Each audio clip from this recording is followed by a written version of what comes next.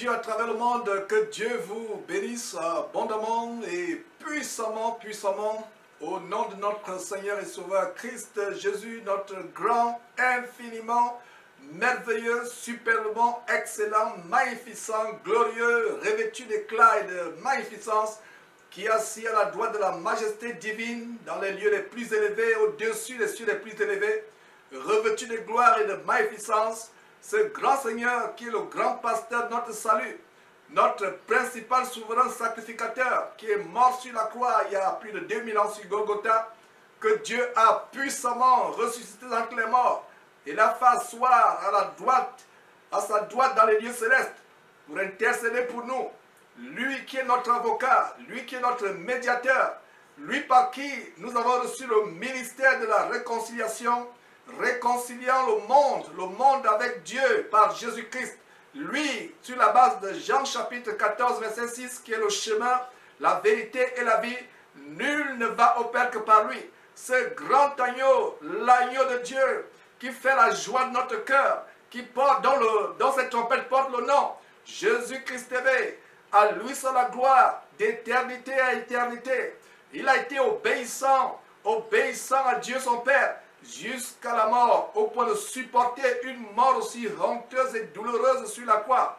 C'est pour cela que Dieu l'a souverainement élevé et lui a donné un nom qui est au-dessus de tout nom, afin qu'au nom de Jésus-Christ, tout genou fléchisse tant au ciel, sur la terre et plus bas que la terre, et que toute langue confesse que Jésus-Christ est Seigneur. C'est par ce grand Seigneur merveilleux, digne de louange, digne de gloire, digne d'adoration, que je vous souhaite la bienvenue en ce grand jour du samedi de l'an de grâce, plus précisément le 6 mai de l'an de grâce 2017, pour ce grand banquet autour de ce thème que nous avons annoncé, à savoir, fixons les regards sur les choses d'en haut et non sur les choses qui sont sur la terre. Ayons les regards uniquement les regards, 24 heures sur 24 heures, fixés sur les choses d'en haut, d'où nous attendons, comme Seigneur et Sauveur, le retour de notre Seigneur et Sauveur Christ Jésus, qui viendra prendre son Église. Mes frères et sœurs, c'est une joie donc de vous inviter à ce grand banquet sur la base de Matthieu chapitre 4, verset 4, qui dit « L'homme ne vivra pas de pain seulement, mais l'homme devra vivre de toute parole qui sort de la bouche de Dieu. » Pour les amoureux de la parole de Dieu, la Bible, la parole de Dieu merveilleuse et inégalable, par anticipation, je vous dis bon appétit, bienvenue à ce grand banquet. Et comme vous le savez, nous allons commencer par un mot de prière, parce que la parole de Dieu dit, quoi que ce soit que vous faites en parole ou en acte, faites tout au nom de Jésus-Christ, en rendant par lui des actions de grâce à Dieu son Père, qui est pareillement notre Père. Donc avant de commencer ce grand thème, nous vous invitons à vous joindre à nous ici au studio pour rendre grâce à Dieu pour ces moments que nous allons passer ensemble. Mes sœurs en Christ, je ne me lasserai point de vous rappeler, vos cheveux, votre chevelure n'est pas en voile. Votre chevelure n'est pas en voile, c'est plutôt une parure que Dieu vous a donnée pour votre beauté, pour votre gloire, pour votre beauté physique. Mais vous devez avoir sur votre tête, au-dessus de votre cheveu, une marque de l'autorité dont vous dépendez. Parce que sur la base de 1 Corinthiens chapitre 11, à partir du verset 3, il est dit que l'homme est le chef de la femme, Christ est le chef de l'homme, et au final, Dieu est le chef de Christ et le chef de toutes choses. Donc, ne déshonorez pas Dieu, parce que le verset 4 de ce même chapitre, 1 Corinthiens chapitre 11, verset 4 dit, l'homme qui prie la tête couverte déshonore son chef qui au final est Dieu.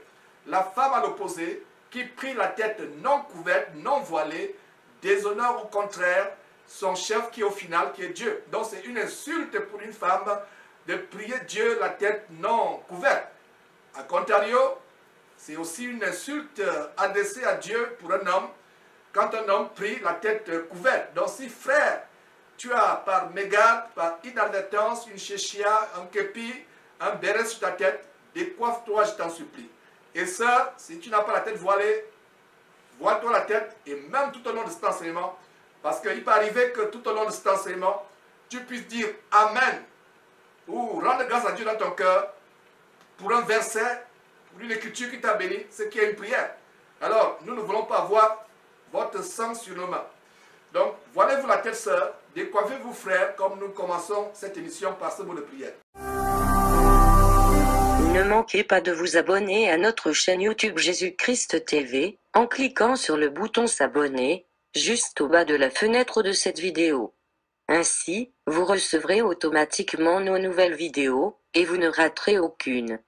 Vous connaîtrez la vérité, et la vérité vous affranchira. Jean 8, 32.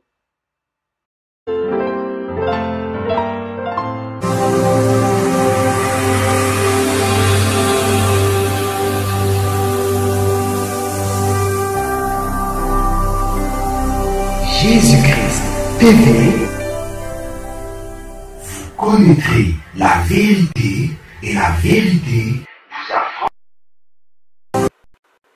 Voilà, mes frères, soyez les bienvenus de retour sur cette antenne pour commencer ce grand thème, à savoir fixons les regards sur les choses d'en haut et non sur celles qui sont sur la terre.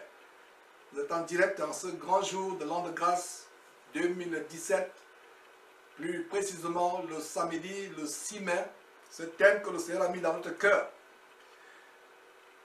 Ce thème est central à l'évangile que le Seigneur Jésus-Christ est venu nous annoncer. Un évangile qui est contraire à l'évangile diabolique que les apôtres de la prospérité nous enseignent aujourd'hui, qui vous enseigne à passer le temps 24 heures sur 24 heures à penser aux choses de la terre, à penser aux choses frivoles, à transformer votre cerveau en un gigantesque aimant qui attire tout ce que vous voulez, bonheur, prospérité, argent, richesse.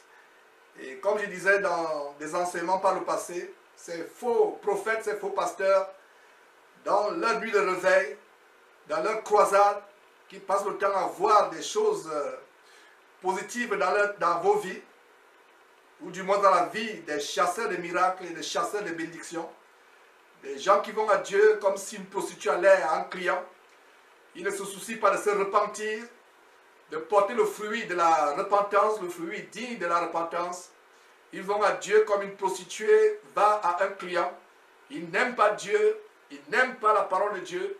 Ils vont à Dieu pour pouvoir arranger leur vie, pouvoir vivre comme des